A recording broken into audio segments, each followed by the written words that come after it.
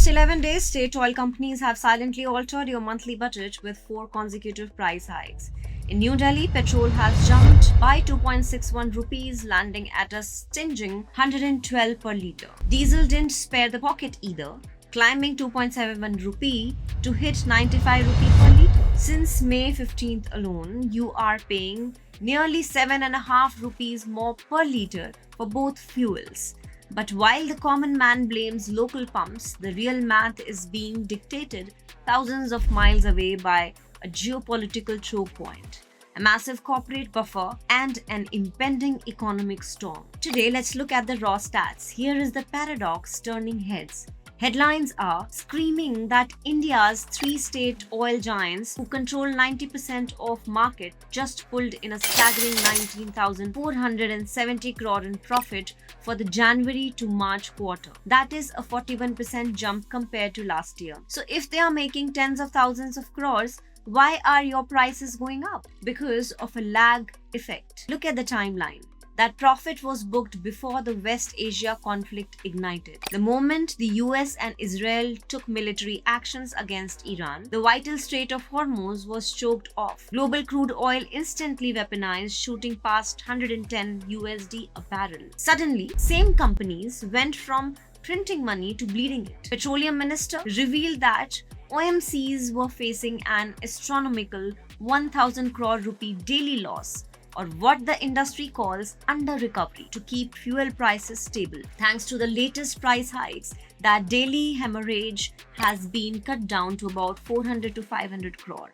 But energy experts want to fully wipe out the red ink on their balance sheet. Your fuel prices might rise by another 10 to 15 rupee per litre in incremental drops. Before you lose hope, let's zoom out. How does India's fuel shock compare to the rest of the world? The data shows a surprising shield.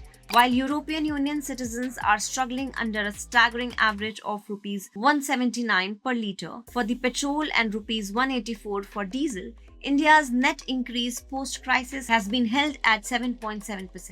Look at the United States. Under Donald Trump's current team, American consumers faced an instant 50% spike in gas prices within 48 hours of the Iran strike. In Germany, prices jumped 15%. In France, 25%. How did India delay the shock waves for nearly 75 days? Finance Minister pointed to a massive fiscal buffer. The central government absorbed 1 lakh crore hit by cutting excise duties to prevent an overnight economic cardiac arrest. But that buffer has expired, and the OMCs are now passing the real market cost directly to the nozzle. While fuel prices dominate the wallet, 2 other critical institutional shifts just rocked the nation. First, the education system is under strict legal scrutiny. The Supreme Court fiercely reprimanded the National Testing Agency over the NEET paper leak controversies, stating the agency learned absolutely nothing from its 2024 failures. The Apex Court has given the NTA a strict 3-day deadline to submit a status report based on the Dr. Radhakrishnan Committee's structural suggestions. Meanwhile, local political maps are shifting. In Tamil Nadu, the internal collapse of the AIADMK has accelerated as 3 more MLAs resigned to join actor Vijay's rapidly rising TVK party. From the geopolitical oil lines of the Middle East to the Supreme Courts of New Delhi, the numbers are shifting faster than ever.